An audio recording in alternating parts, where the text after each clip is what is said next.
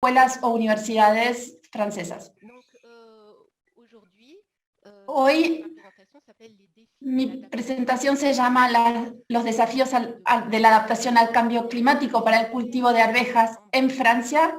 Van a ver que es un tanto ambicioso como título, pero representa lo que estamos intentando hacer en el marco de distintos proyectos. Por mi parte, soy docente investigadora en AgroSub Dijon en el campo de la agronomía, en el sentido amplio del término. Y también, precisamente, soy ecofisiologista, significa que estudio en el marco de las ciencias la interacción entre las poblaciones vegetales y su medio ambiente. Primero voy a presentarles la institución donde trabajo, AgroSub Dijon, que es el Instituto Nacional de Ciencias Agronómicas de la Alimentación y del Medio Ambiente. Como toda gran escuela de agronomía y en agroalimentación, tenemos varias misiones. Las dos primeras grandes misiones son la formación y la investigación, como todas las demás grandes facultades, pero tenemos una misión más específica que es el apoyo y el acompañamiento. Van a ver esto en detalle en un ratito. Ven que el recuadro rojo es Dijon, que es una ciudad que está situada en Francia, en el centro este del país, al sudeste de París. Para ir de París a Dijon hay un tren de alta velocidad, en 1 hora y media estamos. La formación entonces es la primera misión y principalmente tenemos alumnos ingenieros que van a seguir una formación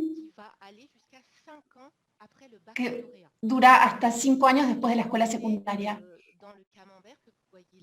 Ahí en el cuadro que ven de torta, el azul, son más del 50% de nuestros estudiantes son ingenieros, pero también tenemos misiones de formación en otros tipos de especializaciones más universitarias. Por ejemplo, la formación universitaria equivalente a la formación de ingeniero es el máster, aquí lo ven en naranja, que también dura 5 años de estudios. Y tenemos más de 1000 alumnos en 2021 en este sector. Para la formación de ingeniero, que son nuestras principales formaciones, tenemos dos grandes especialidades, una agronómica y agroalimentaria. Por mi parte, yo enseño exclusivamente en la especialidad agronomía. A principio de año se mezclan ambas secciones, pero si tienen preguntas sobre las formaciones, puedo responderles sobre todo respecto de agronomía. La segunda gran misión, entonces, es la investigación, y tenemos varios campos de investigación. 4, agronomía y medio ambiente, agroalimentario y nutrición y salud, territorios, desarrollo de espacios rurales y, por último, las ciencias de la educación. Los docentes investigadores se distribuyen en unidades de investigación. Ahí tienen los nombres debajo de los grandes campos. Son distintas unidades de investigación donde trabajan junto con colegas de otros establecimientos, la mayoría de las veces. Y por último, la última gran misión de nuestro establecimiento es una misión, como decía, de apoyo y acompañamiento a las estructuras educativas. Es una misión específica porque brinda apoyo en sentido amplio a las estructuras educativas.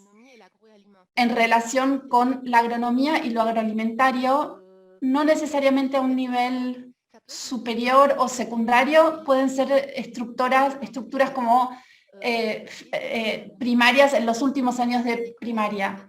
Y ahí se producen conocimientos, referencias, dispositivos de formación, sistemas de información para brindar apoyo a ese tipo de instituciones.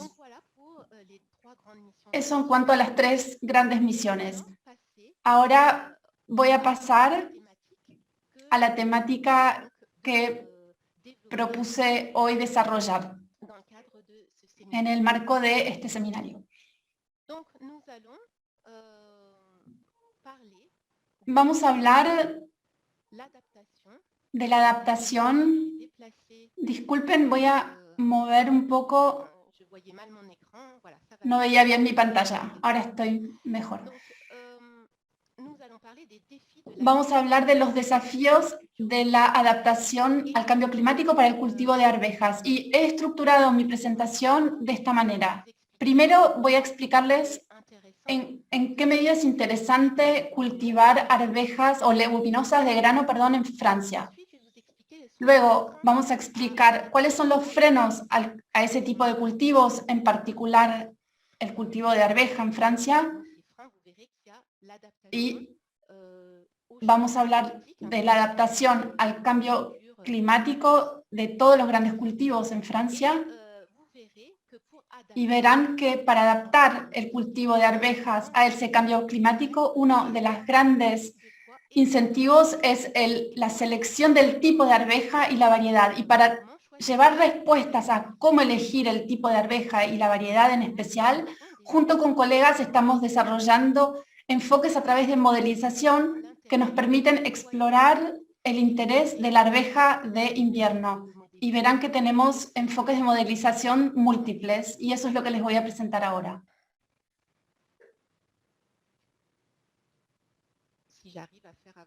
Si es que puedo hacer que avance mi presentación, les pido disculpas. Ahí estamos. Primero, ¿por qué cultivar leguminosas de grano en Francia? Las leguminosas de grano son especies herbáceas anuales cuyo fruto es una vaina y forman parte de la familia de las fabáceas. Antiguamente en francés se llamaban papillonacées porque su flor tenía una forma de mariposa, como ven en esta foto. En Francia, las principales especies de leguminosas de grano que se cultivan son la arveja, el Pisum sativum, el haba, Vicia faba, y el lupino, Lupinus albus. Y como ven aquí las fotos de cada una de estas especies, ven también la superficie que se cultiva en 2020 de cada una de esas especies.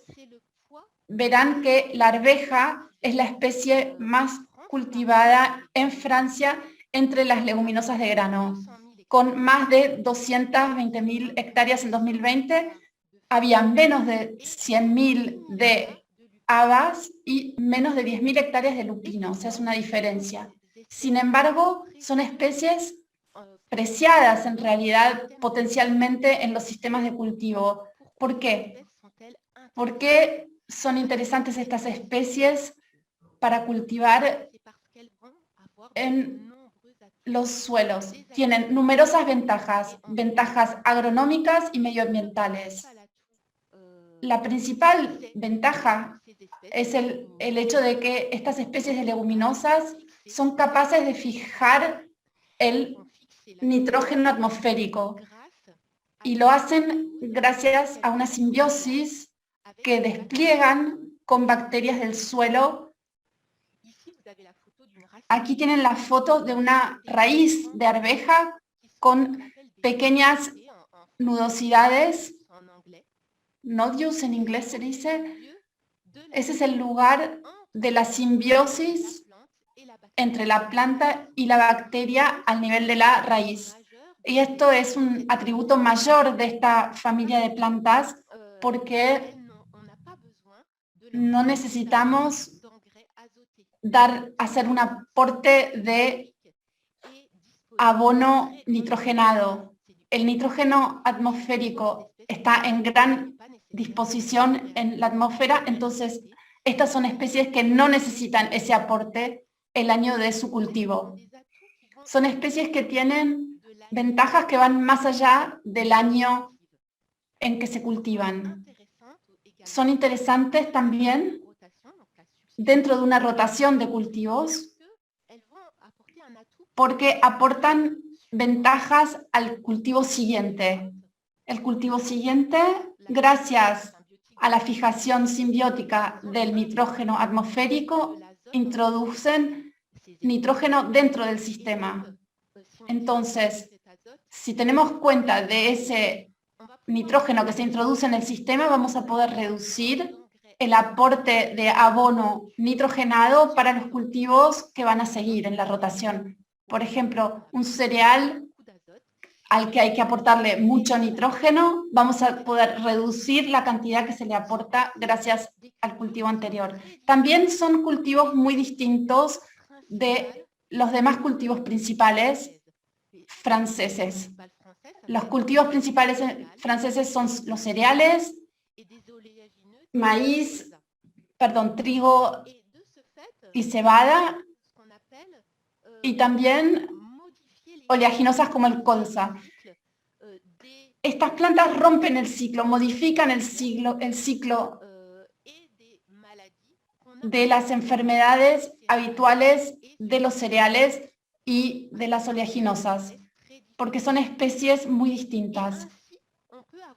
Así podemos tener una economía de los demás insumos, además del abono nitrogenado, productos fitosanitarios ligados a la gestión de enfermedades o de maleza.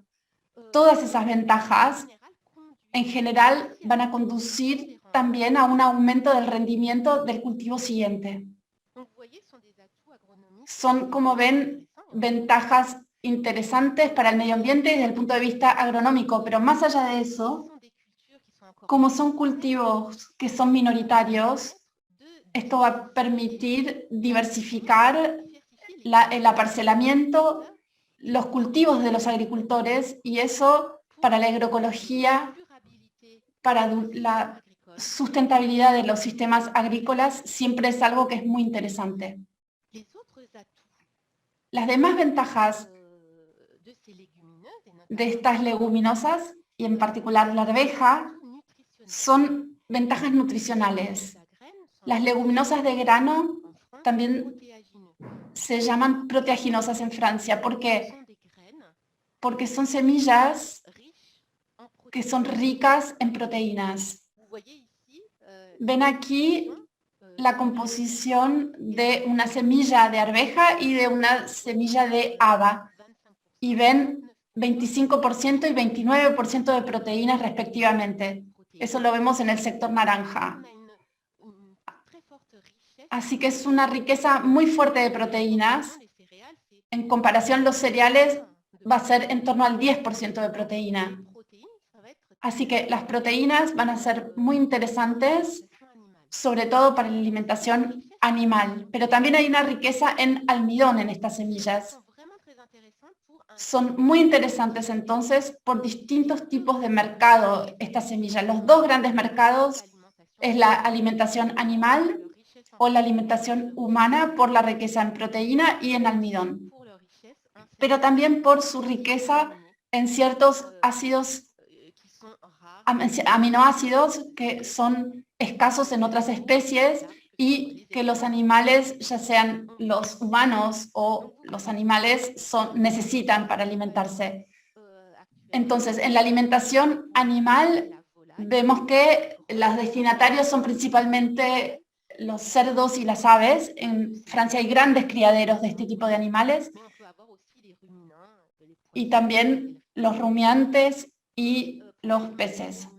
Para la alimentación humana se exporta legumbres secas. En Francia no se consume mucho, pero sí se exportan mucho, y semillas transformadas también para alimentación en países como Egipto o India, por ejemplo.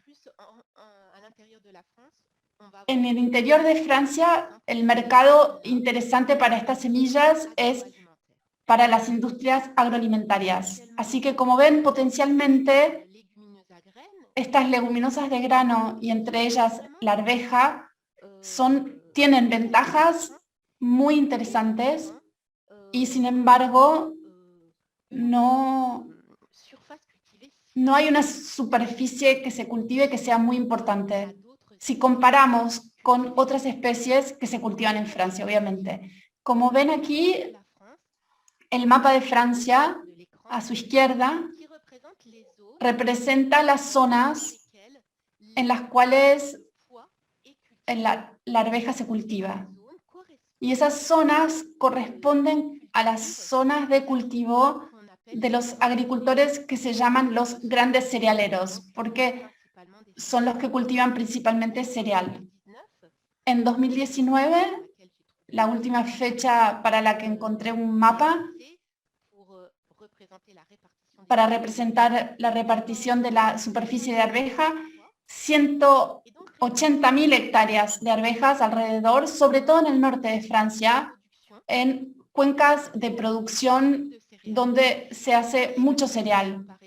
Y para comparar, miren, en Francia, en esos lugares principalmente, se va a cultivar alrededor de 5 millones de hectáreas de trigo, casi 2 millones de hectáreas de cebada y alrededor de 1,5 millones de hectáreas de maíz. Así que, como ven, es una escala completamente distinta en comparación con la arveja, que son casi 200.000 hectáreas, cuando en realidad los cereales están a más de 1 millón. Hay un mercado obviamente importante para los cereales, pero también, como hemos visto, hay mercado para las proteaginosas y además son especies que son particularmente interesantes para la rotación. Los agricultores, al ser personas inteligentes, que realmente tienen razones por las cuales, a pesar de estas ventajas, no tienen superficies importantes de proteaginosas. Vamos a tratar de entender las razones que los mueven a ellos a eso. Ven que aquí, gracias al cuadro que tienen arriba a la izquierda, vamos a poder seguir la evolución de las superficies en azul de la arveja proteaginosa. Ahí vemos la evolución de la superficie exclusivamente para la arveja. Esa es la curva azul. Y vemos que las superficies de proteaginosas eran muy bajas a principios de los años 80 y fueron aumentando, fueron hasta más de 600.000, 700.000 hectáreas. Digamos que se rozó el 1.000.000 de hectáreas a comienzo de los años 90.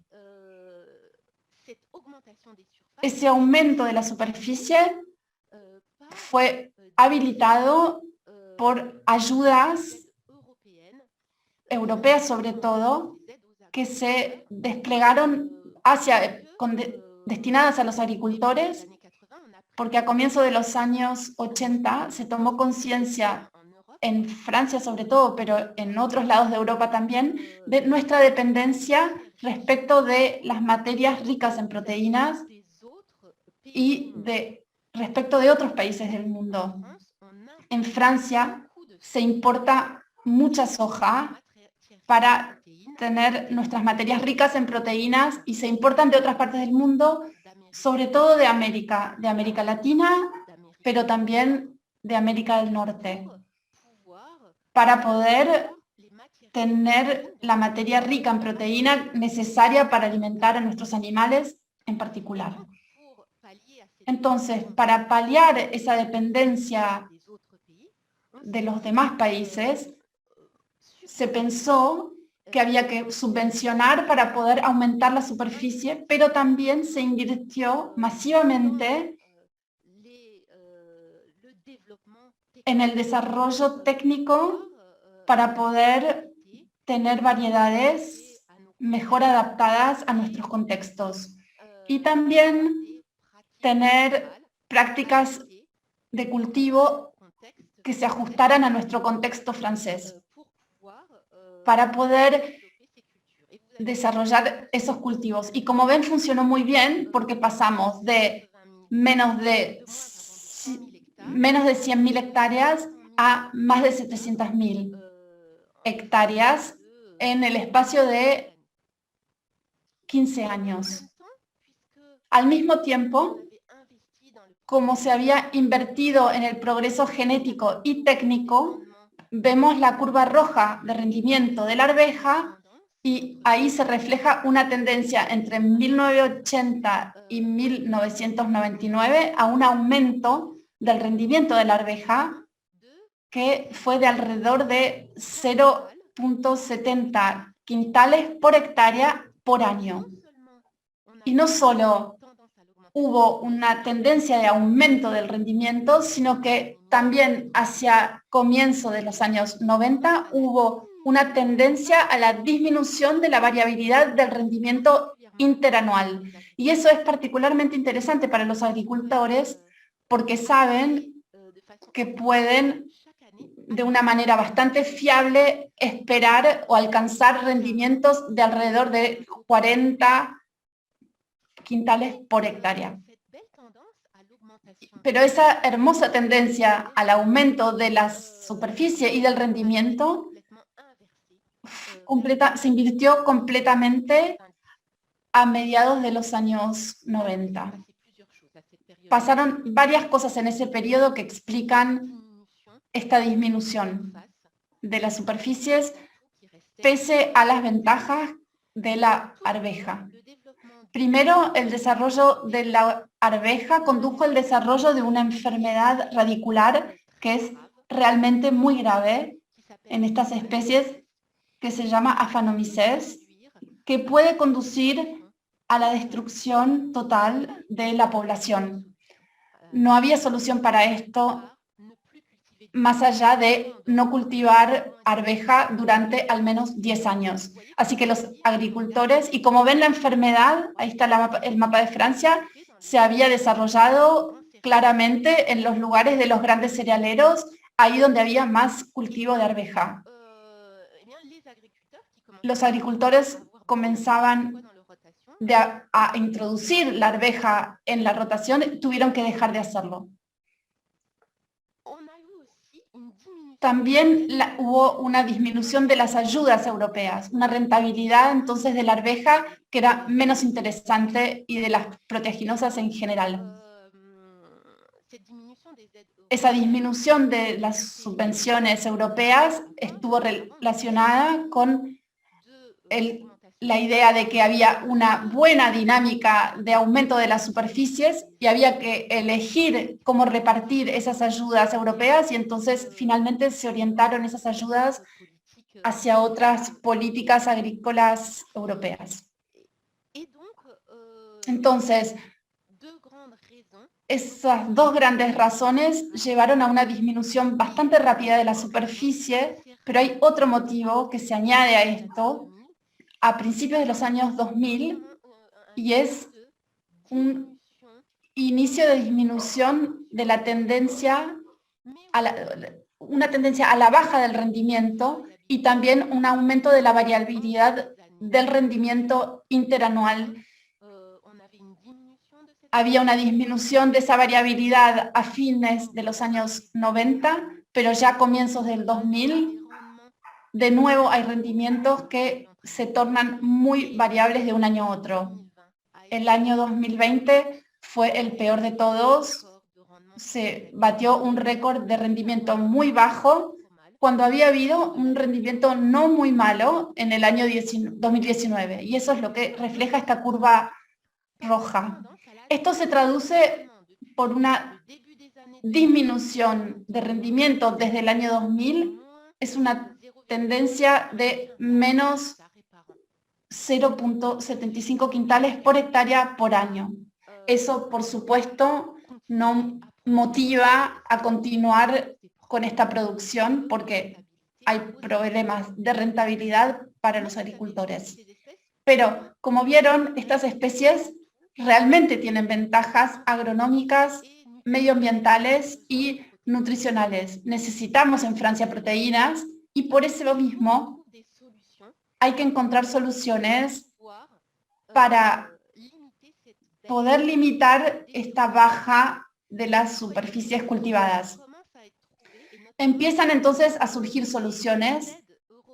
Las ayudas europeas, si vemos a partir de los años 2010, nuevamente tenemos ayudas europeas que se elevaron.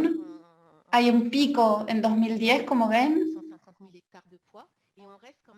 y esa ayuda está por encima del nivel de menos de 100.000 hectáreas en 2008, creo. Así que las ayudas europeas son una solución, pero no es la única. Porque una de las principales razones de esta tendencia a la disminución del rendimiento y aumentación de la variabilidad del rendimiento desde los años 2000 es el estrés abiótico. El estrés que no está ligado con lo viviente es el estrés ligado sobre todo al clima, fuertes temperaturas a finales del ciclo o la falta de agua, el estrés hídrico, al fin del ciclo también. Según los años, eso puede impactar fuertemente en la producción y conducir a rendimientos muy bajos. El aumento de esos estrés abióticos de fin de ciclo está relacionado con la evolución del clima, con el cambio climático. Así que una de las soluciones para mantener las superficies o aumentarlas en proteginosas, sobre todo arvejas, sería adaptarse a esa evolución del clima. La investigación que estamos llevando a cabo van en ese sentido. ¿Cómo podríamos adaptarnos a esa evolución del clima con el fin de que nuestros sistemas de cultivo puedan beneficiarse de las ventajas de estas leguminosas de grano como la arveja? Uno de los grandes incentivos podría ser la elección del tipo de arveja. ¿A qué me refiero con esto? El tipo de arveja, vamos a cultivar una arveja de primavera o una arveja de invierno. La gran diferencia entre estas dos opciones es que una arveja de primavera se va a sembrar antes de la primavera y va a pasar toda la primavera y va a ser cosechada a inicios del verano, mientras que la arveja de invierno va a pasar el invierno y para pasarlo va a ser sembrado al principio del otoño y va a ser cosechado al final de la primavera o a principios del verano. Ven, este esquema representa el ciclo de la arveja de primavera arriba y de invierno abajo. Ahí tenemos los meses y las estaciones según Francia, ¿no? La arveja de primavera se siembra al final del invierno, principio de primavera, marzo, es el sector amarillo. En cambio, la arveja de invierno se va a sembrar a finales del otoño en Francia, o sea, octubre, noviembre, según las regiones. Ven que la arveja de primavera va a tener un ciclo mucho más corto en cantidad de meses que la arveja de invierno. Y el fin del ciclo va a estar posicionado más tarde, sobre mayo-junio, principios de julio, que el fin del ciclo de cultivo de la arveja de invierno, que será finales de abril hasta junio. Cuanto más tarde estamos del inicio del verano, hay más riesgos de que el cultivo se encuentre con estrés abióticos como los que vengo de explicar, estrés hídrico y estrés térmico, falta de agua y temperaturas muy elevadas que van a disminuir el rendimiento. La arveja de invierno, como su ciclo está un poco desfasado, el fin de su ciclo está desfasado, tenemos más posibilidades de tener tenemos maneras de evitar ese estrés hídrico y térmico. Por eso, hay posibilidades de alcanzar rendimientos más elevados. Y efectivamente, en 2019, si miramos la gama de rendimientos observada en Francia para la versión de primavera y invierno, vemos que fue más elevado, entre 45 y 70 quintales por hectárea para la arveja de invierno, y en cambio primavera 30 a 60 quintales por hectárea. Nuestra arveja de invierno entonces parece realmente una candidata muy interesante para adaptarse al cambio climático. Esta candidata es muy interesante con sus ventajas porque, como el ciclo de cultivo es más largo, tenemos una población vegetal que potencialmente va a captar más radiación porque está más tiempo el cultivo en el campo, y entonces potencialmente hay rendimientos máximos que van a ser mejores. Además, como la fecha de floración es más precoz, el ciclo termina antes, hay posibilidades de evitar el estrés abiótico de fin de ciclo, lo que expliqué antes. Todo esto va hacia una posibilidad de tener un potencial de rendimiento más elevado. Pero cuidado, porque la arveja de invierno atraviesa el invierno y por eso no hay que olvidar que hay un estrés potencial adicional, riesgo de hielo debido a la helada invernal. Entonces, esa helada invernal potencialmente puede destruir completamente la población vegetal. Así que si queremos beneficiarnos de las ventajas de la arveja de invierno, primero hay que comprobar que tenemos esas ventajas, en qué condiciones, pero también con qué condiciones no hay riesgos de daños provocados por la helada invernal que neutralizarían completamente el interés de este cultivo. Es una pregunta esta que no es anecdótica, porque en 2012, por ejemplo, tuvimos daños gigantescos en todos los cultivos de invierno en Francia, y agricultores que pudieron volver a sembrar parcelas enteras en primavera por estas heladas invernales. Esas parcelas quedaron inutilizadas. Son preguntas entonces que nos planteamos. La arveja de invierno, ¿realmente será una buena candidata para adaptarse al cambio climático y así desarrollar ese cultivo en Francia? ¿Y con qué condiciones esto? Para responder a estas preguntas, y como necesitábamos proyectarnos en el futuro, porque adaptarse al cambio climático, el cambio climático ya está presente, pero también hay que mirar hacia adelante, entonces adoptamos enfoques a través de modelización.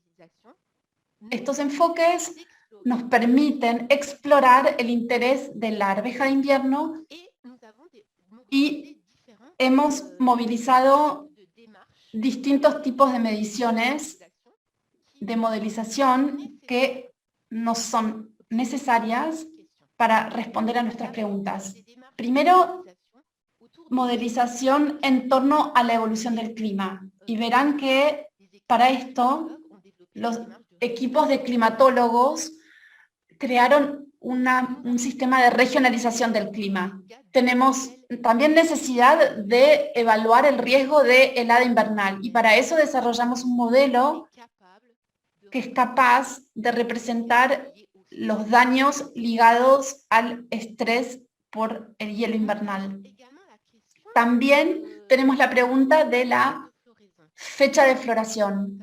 Como les dije hace un ratito, si la arveja de invierno tiene una fecha de floración más precoz que la arveja de primavera, tenemos entonces más posibilidades de evitar los principales estreses de fin de ciclo que causan la mayor cantidad de problemas y daños en el rendimiento, que lo van a limitar. Pero eso es útil comprobar si las variedades que vamos a cultivar de arveja de invierno realmente van a tener una fecha de floración más precoz, y entonces habrán posibilidades de o no de evitar el estrés de fin de ciclo. Por último, la última modelización que llevamos a cabo, y es totalmente integrativa, apunta a verificar si realmente hay un mejor rendimiento. Pensamos que hay un mejor potencial, pero esto se va a concretar si desarrollamos la arveja de invierno gracias a esta reducción del estrés abiótico en relación con la precocidad de la fecha de floración y también con la condición de no tener daños fuertes debidos a la helada. Como ven, estas modelizaciones van a movilizar una gran cantidad de disciplinas. Se imaginan que no tengo yo sola la capacidad de tener conocimientos en todas estas disciplinas, de ninguna manera, pero tenemos, para movilizar a todas estas disciplinas, hemos trabajado entre distintos investigadores y docentes. Pero no solo, también trabajamos con ingenieros de institutos, de un instituto técnico en particular que se llama Terrinovia. Ven aquí, para cada una de las grandes temáticas y grandes conocimientos que necesitamos para desarrollar estos enfoques de modelización, tenemos aquí los nombres de los investigadores, de los docentes investigadores, y a la izquierda los nombres de los equipos que se movilizan para responder a estas problemáticas de adaptación del cultivo de arveja al cambio climático. Para el clima, entonces, tenemos equipos de climatólogos, el Centro de Investigación de Climatología, que es un equipo de la Universidad de Bourgogne-Franche-Comté. Para las mediciones de modelización de cultivo, principalmente apelamos a la unidad mixta de investigación agroecología, pero también a los ingenieros de Terrinovia, un instituto técnico francés.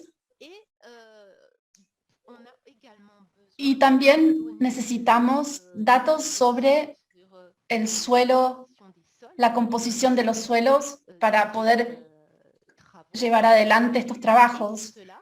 Y para eso necesitamos un equipo de la unidad mixta de investigación de agroecología, pero también un equipo que no está en Dijon, que está en la Universidad de Bourgogne-Franche-Comté también, pero en la ciudad de Besançon. Y ese equipo se llama Cronomedio Ambiente.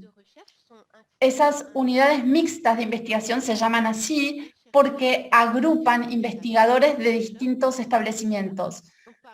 Investigadores y docentes también. Una gran cantidad de ellos de Dijon pertenecen a esta unidad de agroecología, pero trabajamos codo a codo con investigadores del INRA, el Instituto de Investigación Agronómica, y también con docentes investigadores de la Universidad de Bourgogne-Franche-Comté en estas unidades mixtas de investigación. Por eso se llama mixta, es porque hay distintos establecimientos. Para poder entonces realizar estos proyectos, nos apoyamos en el financiamiento de distintos proyectos. Distintos proyectos financian estos trabajos con ambiciones distintas. Pueden ser ambiciones regionales o nacionales.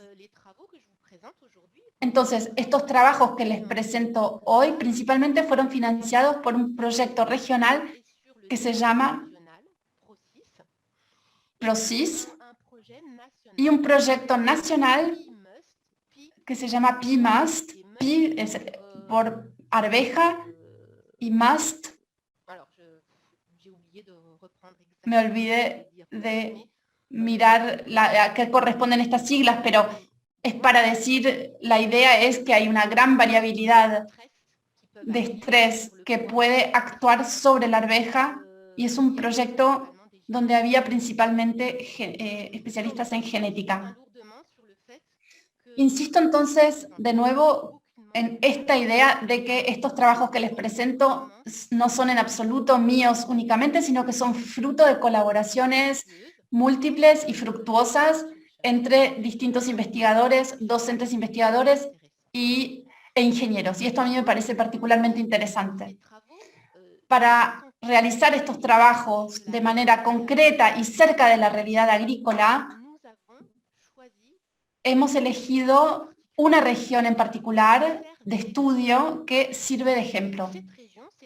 Esa región es Bourgogne-Franche-Comté, donde se sitúa Agro-Sub-Dijon y la ciudad de Dijon, aquí lo vemos en rojo en el mapa. Es una región situada en el centro-este de Francia, que consta de 50.000 kilómetros cuadrados más o menos y tiene un clima semicontinental.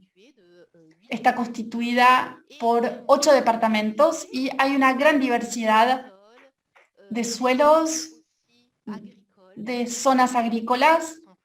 Hay lugares que son más forestales, otros que son más llanos, hay zonas más accidentadas o inclusive zona montañosa en el Jura. Es una región así que es muy diversa y se extiende también del norte al sur, por ello hay una diversidad de climas y es entonces interesante como terreno de estudio y además estamos nosotros ahí, así que es la región que financia nuestros trabajos. Por todos esos motivos la hemos elegido como campo de estudio.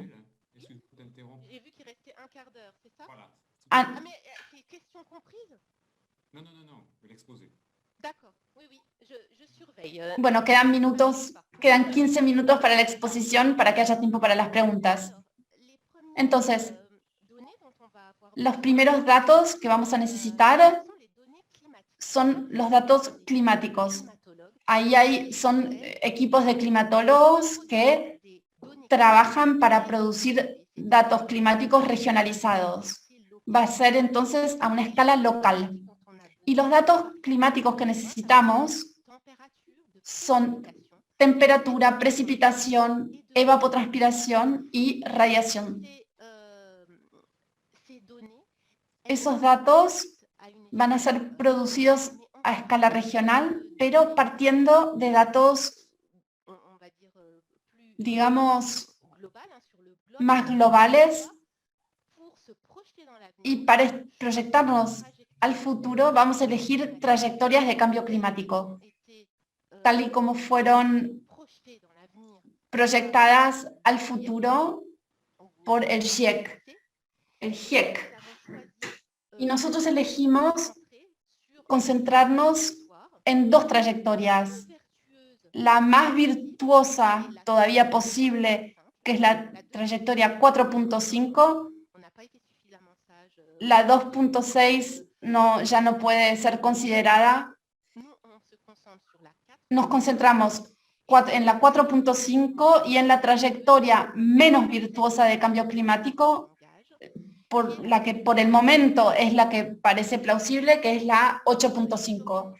Para explorar nuestros datos, vamos a comparar la situación actual, que son los datos entre 1980 y 2005, con un futuro cercano que va hasta 2049 y un futuro lejano que es de 2050 a 2100. Los climatólogos produjeron datos para nuestra región con una resolución de 8 kilómetros. Son datos de clima en una cuadrícula de 8 por 8 kilómetros en toda nuestra región. Es muy interesante para trabajar en una escala agrícola. Ven en esta diapositiva, se representa algo que no voy a detallar, hacen una regionalización dinámica, entonces, hay artículos que explican esto en detalle.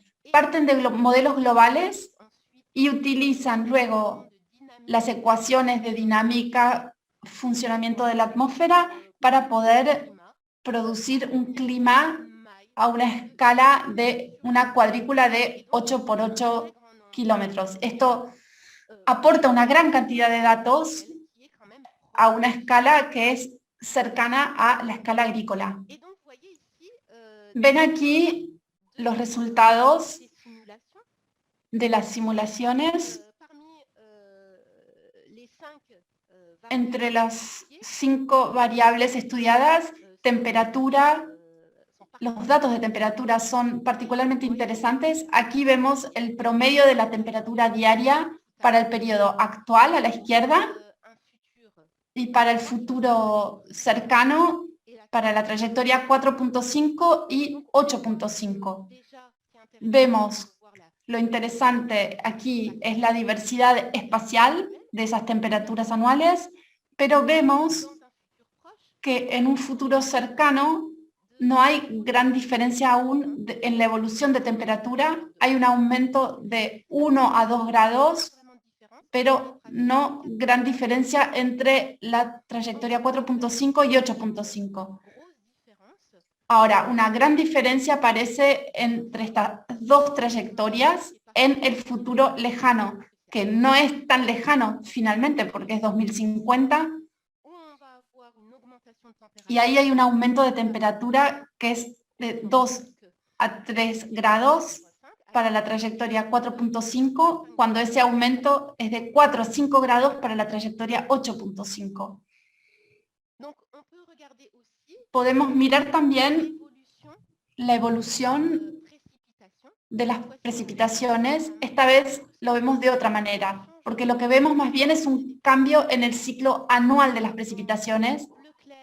En azul, en celeste tenemos el ciclo anual de las precipitaciones entre 2010 y 2006 y 2100, y en azul el ciclo actual.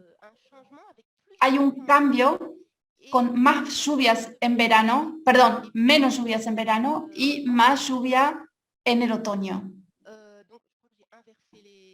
Creo que invertí las curvas, no, está bien. Bueno, más lluvias en otoño y primavera. Eso va a tener consecuencias notorias en la producción agrícola. ¿Se acuerdan que les hablé de que para poder cultivar la arveja de invierno hay que comprobar que no haya riesgos notables debidos a la helada? Para ello, hemos movilizado un modelo estrés helada invernal, para el cual necesitamos una variable de entrada diaria, temperaturas, como vemos, y también necesitamos parámetros que van a ser varietales. La resistencia umbral a la helada, la temperatura mínima a la cual una variedad es capaz de resistir. Y luego ahí está la velocidad de aclimatación, porque en realidad cuando una población vegetal encuentra temperaturas bajas, va a aclimatarse, va a adquirir una resistencia más elevada a la helada. Entonces, cuanto más bajas son las temperaturas, más fuerte es la aclimatación y se puede aprovechar esa resistencia umbral, que es la resistencia máxima. En verde hemos podido simular en el cuadro la resistencia diaria de cada cultivo, de nuestro cultivo. Este es un ejemplo. En azul, la temperatura mínima. Y cada vez que la temperatura mínima pasa debajo de la resistencia que tiene el cultivo, tenemos un estrés helada que puede provocar daños. Y cuando acumulamos 90 grados diarios hay una destrucción total de la cobertura vegetal. Lo que hicimos nosotros fue simular el cúmulo de índices de estrés a la helada, haciendo variar la resistencia umbral y la velocidad de aclimatación y la fecha de siembra, para ver si en el futuro quedan riesgos todavía de estrés de helada o no. Y estos son los resultados de esas simulaciones. A la izquierda tenemos una resistencia umbral de menos 13 grados, más bajo que a la derecha, donde es menos 23. Tenemos la evolución del índice de estrés por helada de 1980 a 2100. La zona 1 es el futuro cercano y nos damos cuenta de que sea cual fuere la resistencia umbral, o sea, la resistencia máxima, quedan riesgos bastante elevados de helada invernal, casi equivalentes al riesgo de helada actual, pese al calentamiento de las temperaturas en un futuro cercano. En cambio, en un futuro lejano, número 2, los riesgos de helada invernal bajan. En un futuro próximo, si queremos desarrollar la arveja de invierno y limitar el riesgo de helada invernal, tenemos que estar atentos a la selección de la variedad. Vemos que hay un riesgo menos elevado en temperatura menos 23 grados y también con una velocidad de aclimatación rápida. La población vegetal con estas varietales necesita menos días de frío para adquirir una resistencia bastante elevada, cercana a su resistencia máxima. Esos son consejos que se puede dar a los agricultores. Hay que tener el conocimiento para cada variedad seleccionada, cuál es su resistencia máxima y cuál es su velocidad de aclimatación. Otras simulaciones que hicimos es aquella de la fecha de floración, de inicio de floración, para comprobar si vamos a tener fechas más precoces en arveja de invierno que en arveja de primavera para evitar el estrés abiótico de fin de ciclo. Para ello, movilizamos las temperaturas, porque el inicio de la floración depende de la temperatura, y en la arveja de invierno depende también del fotoperiodo. Tenemos dos variedades, Isar de invierno y Lumina de primavera. Calibramos este modelo para ambas variedades y probamos el modelo de simulación del inicio de la fecha de floración. Si comparamos las fechas simuladas con lo observado, en la primera bisectriz tenemos el modelo para ambas variedades, funciona bien. Utilizamos para simular la evolución de la fecha de inicio de floración la trayectoria 4.5 para variedades de invierno, Isar, y la variedad de primavera, Lumina. Y lo que vemos es que la variedad de invierno, Isar, cuanto más precoz es, más rojo es. Elegimos hacerlo de esa manera. Y vemos que en la trayectoria 4.5 y ya en un futuro cercano, el mapa del medio, para la variedad de invierno, vamos a tener fechas de floración cada vez más tempranas y que son más precoces, de casi 3 semanas antes que las fechas de floración de la variedad de primavera.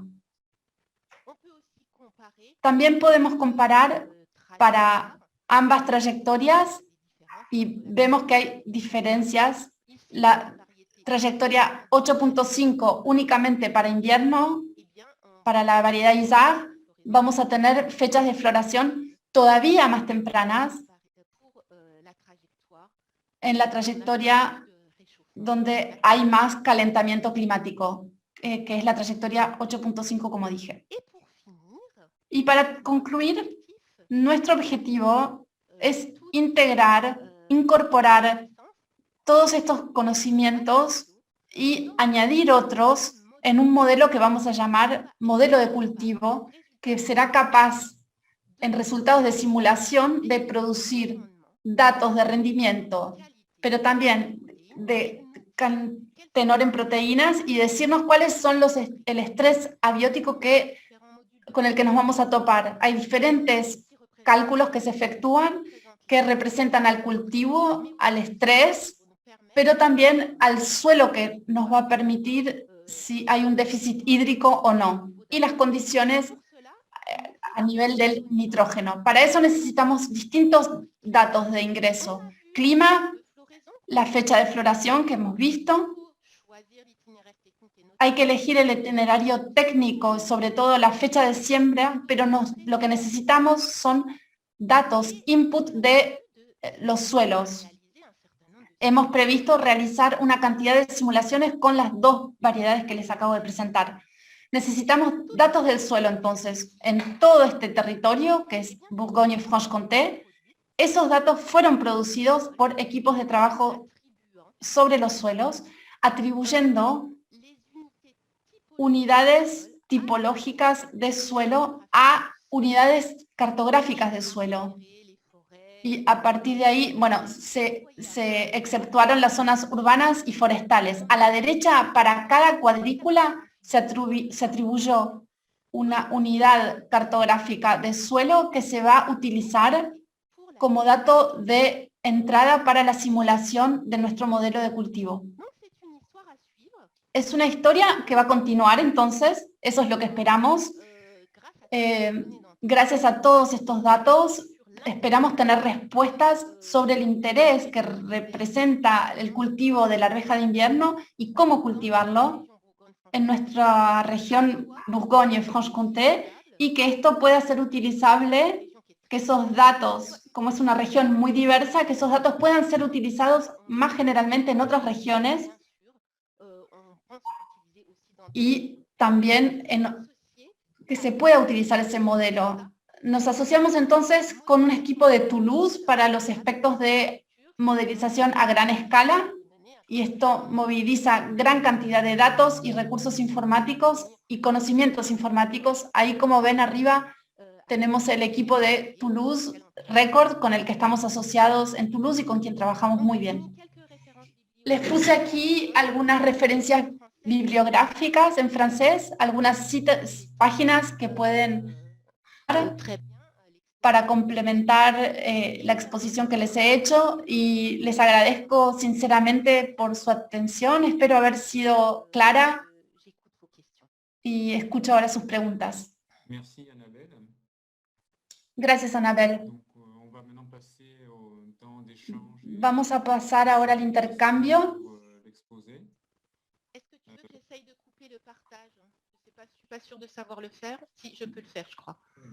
Ou ça n'a pas d'importance? A ver si puedo dejar de compartir pantalla. No sé, quizás lo puedes dejar. Bueno, a ver, escucho las preguntas. No hubo muchas preguntas, así que mientras tanto te agradezco por esta exposición muy clara, muy accesible. Yo tengo alguna pregunta que hacerte. Tenía una pregunta en caso de que no hubieran otras. Una pregunta de cultura general. La contribución del nitrógeno por las leguminosas. Hablaste de la arveja, pero tenemos las habas también. La fijación anual de nitrógeno de estas tres especies, ¿cuál es? Lo que es importante de saber es que no hay aporte de nitrógeno, pero esto no significa que las leguminosas no vayan a utilizar nitrógeno mineral, porque por supuesto al principio del ciclo la fijación todavía no está completamente desplegada, necesita un tiempo para comenzar a funcionar. Y otra cosa importante también es que las plantas son perezosas, por así decirlo, o más bien decir, van a lo más fácil. Entonces, si hay un suelo que tiene fuerte tenor en nitrógeno mineral, entonces van a utilizar ese nitrógeno disponible en el suelo. no soy especialista en porcentajes, pero digamos que si consideramos eso, entre 80 y 90% del nitrógeno que está en nuestras plantas, no solo en las semillas, que viene de la fijación simbiótica del nitrógeno atmosférico. En la arveja, la bacteria que permite esa simbiosis está naturalmente presente en los suelos franceses. Significa que no necesitamos sumarlo. Menos no es el caso de las habas, me parece, pero hay especies para las cuales hay que inocular, aportar la bacteria en el suelo. Hay una pregunta al mismo tiempo que el proyecto está funcionando, los datos van cambiando. Hay otras técnicas para que el futuro de la arveja siga teniendo futuro, o hay otras alternativas para esa arveja de invierno. Como dije, la arveja de invierno es nuestro campo de estudio, pero no es lo único que se estudia. En el proyecto PIMAST es un proyecto importante para lo que refiere al avance genético de la arveja. Mis colegas genetistas acaban de culminar el proyecto PIMAST. Duró 8 años y ellos estudiaron medios para obtener variedades que van a ser menos sensibles al estrés mayor de la arveja. Al principio les hablé de un equipo, una unidad mixta de investigación que está situada en Rennes, que trabaja sobre las enfermedades. La región de Bretaña, que está en el oeste de Francia, donde está Agrocampus West, en el INRAE en Bretaña, están especializados en las enfermedades, trabajan sobre las leguminosas y trabajan para obtener variedades que puedan resistir a estas enfermedades, y ese es un tema muy, muy importante. Yo trabajo sobre el estrés abiótico, es como que ignoro la enfermedad, pero la enfermedad es muy importante. Así que el hecho de que salgan nuevas variedades que sean menos sensibles a esa enfermedad radicular es un tema fundamental. No es una adaptación al cambio climático, pero es un tema fundamental también para la arveja de primavera. Y por supuesto, trabajamos en la adaptación de ambas variedades de arvejas con variedades que son menos sensibles al estrés abiótico, porque yo les hablé de evitar que hay una fecha de floración que sea precoz para evitar el estrés, pero las variedades intrínsecamente son más o menos sensibles al estrés. Entre mis colegas, en mis equipos fisiológicos, hay grandes estudios alrededor de los sistemas radiculares porque el sistema radicular es el que permite acceder al agua. Entonces, para administrar el estrés hídrico, van a haber variedades que tienen más o menos desarrollado el sistema radicular en distintas condiciones, así que son otros temas que se exploran y hay resultados ya gracias al proyecto PIMAS, y ya hay resultados que se están utilizando respecto de la elección de las variedades. Lo que yo les presenté sobre la arveja de invierno, los riesgos debidos a la helada, eso ya se está implementando para elegir los agricultores la variedad que cultivan. ¿Se pueden generalizar estos estudios a otras leguminosas? ¡Wow! Esta es una pregunta mágica. Es exactamente lo que estamos tratando de hacer con Terrinovia. Insistí mucho en el tema de que somos muchos los que trabajamos. Yo trabajo con institutos técnicos en Francia porque aconsejan a los agricultores, pero también tienen ramas que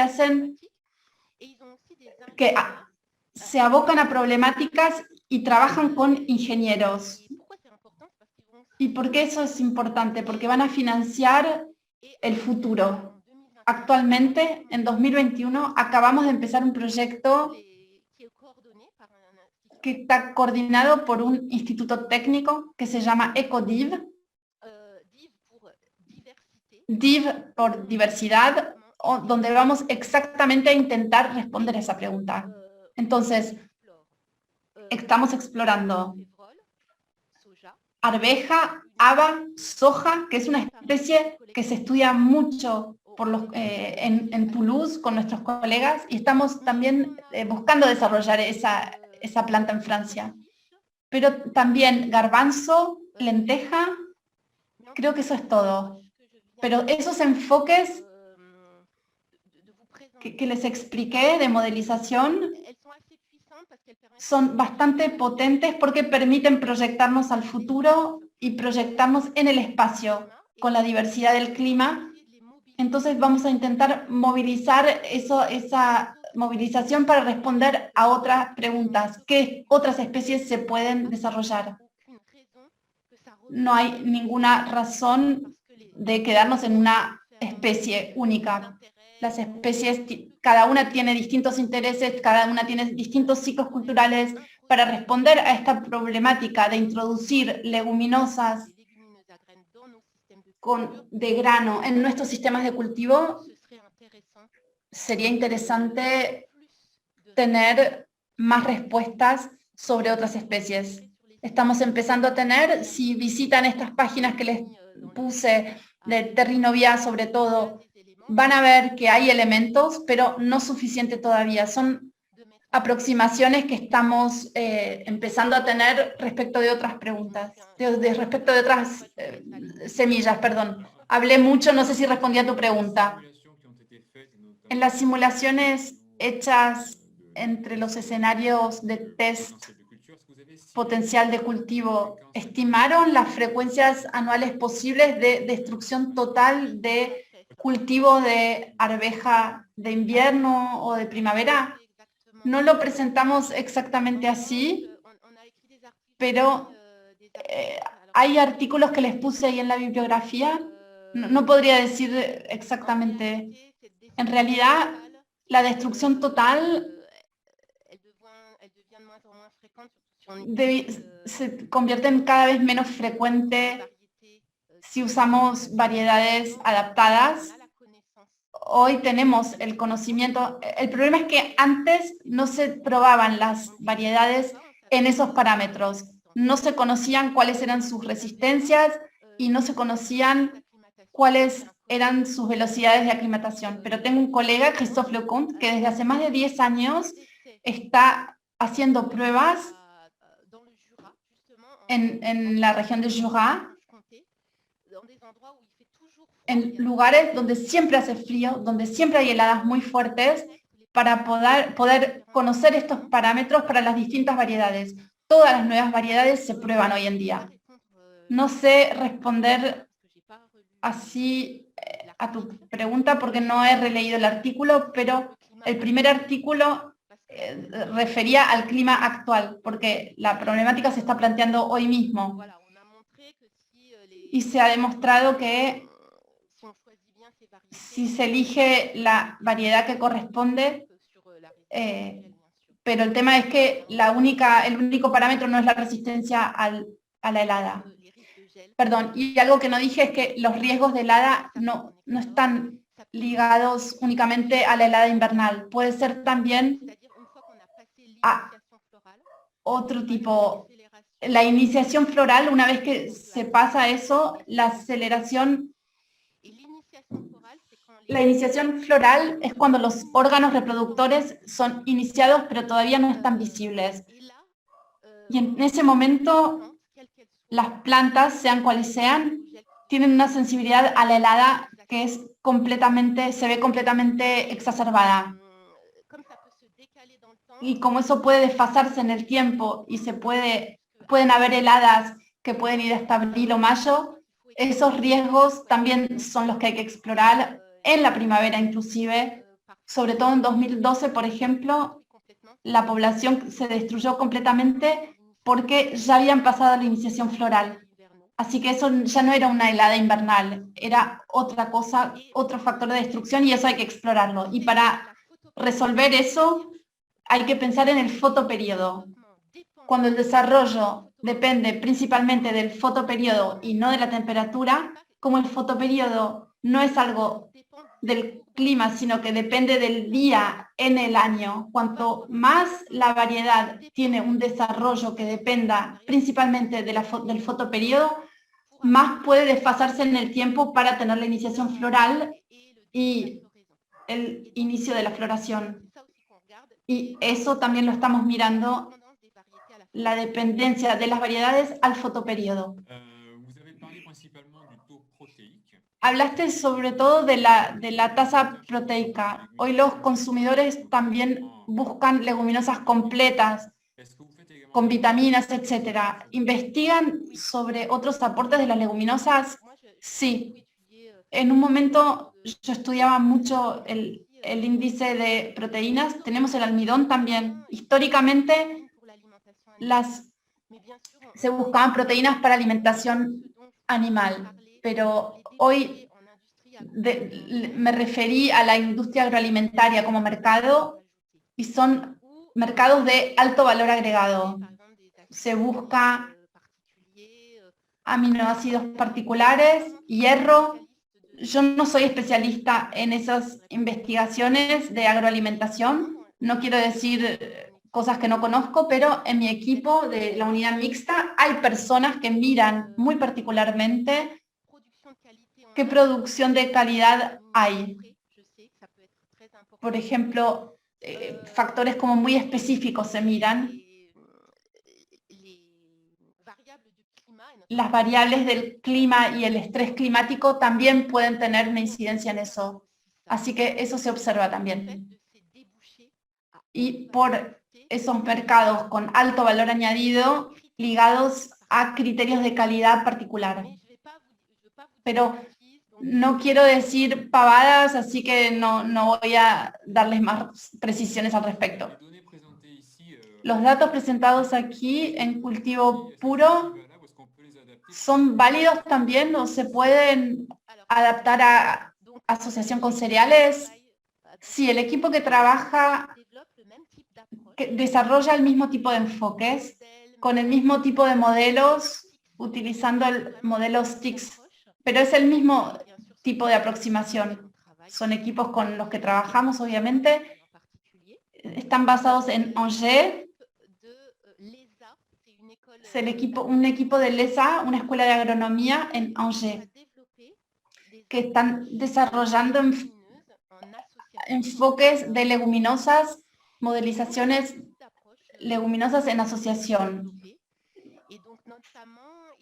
En particular, hay una investigadora que dirige esos estudios, Genaëlle Corelou. Si quieren, quizás puedo completar en la bibliografía y poner más datos, porque ella publica sobre ese tipo de estudios en asociación con los cereales. Y las problemáticas no necesariamente son las mismas, sobre todo porque las asociaciones se desarrollan sobre todo en la agricultura bio, así que hay problemas de estrés abiótico, pero también de malezas, mucho, y eso lo tienen que trabajar.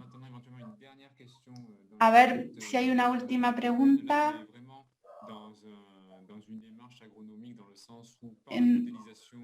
A través de la modelización se hacen pruebas de viabilidad, ¿no? ¿Cuál será la experimentación cuando terminen las pruebas de parámetros, del umbral de resistencia a la helada, a la fecha de floración? Esto significa que después va a haber selección de especies, de variedades. ¿Hay pruebas que ya se están haciendo en microparcelas? ¿O qué es lo que prevén hacer después? Lo que yo les presenté se basa en datos experimentales ya, para poder desarrollar nuestros modelos. son décadas de trabajos de experimentación que permitieron conocer los parámetros de la arveja y de nuestras variedades. Eso es una primera cosa. Y por supuesto, los enfoques de modelización no son los únicos. Por mi parte, yo no hago mucha experimentación, pero mis colaboradores de Terrinovia, del Instituto Técnico, no pasan a la etapa de asesoramiento sin llevar a cabo experimentaciones. Así que hay muchos lugares de experimentación. Hay uno en Dijon, donde se realizan pruebas. Una vez que se dirige que la zona tiene tal clima, etcétera, comienzan a experimentar variedades. Y eso sucede todos los años, todo el tiempo.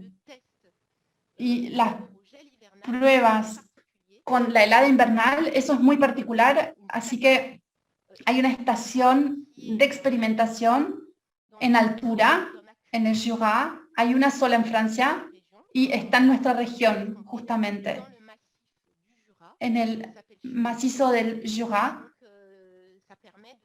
y esto permite probar las variedades para ver su resistencia a la helada. Tiene que haber helada, sí o sí, y con la evolución del clima no necesariamente hiela en todos lados, por eso hay una estación específica en altura. ¿Respondí a tu pregunta? Sí, sí. No hay otras preguntas en el chat, así que vamos a cerrar esta sesión. Te agradecemos mucho por haber compartido este proyecto sumamente interesante. Gracias a todos ustedes. Como conclusión, el próximo seminario está programado para el 12 de octubre con una intervención de la Universidad Nacional del Noreste sobre 3 temáticas: la evaluación del cultivo agroecológico de frutas en el norte de Argentina.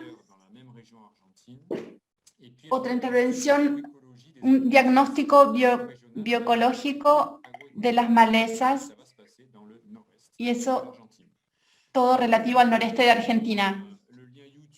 Les daremos el link de YouTube de este seminario para poderlo ver o transmitírselo a otros que no hayan podido participar hoy. Muchas gracias a todos y hasta muy pronto.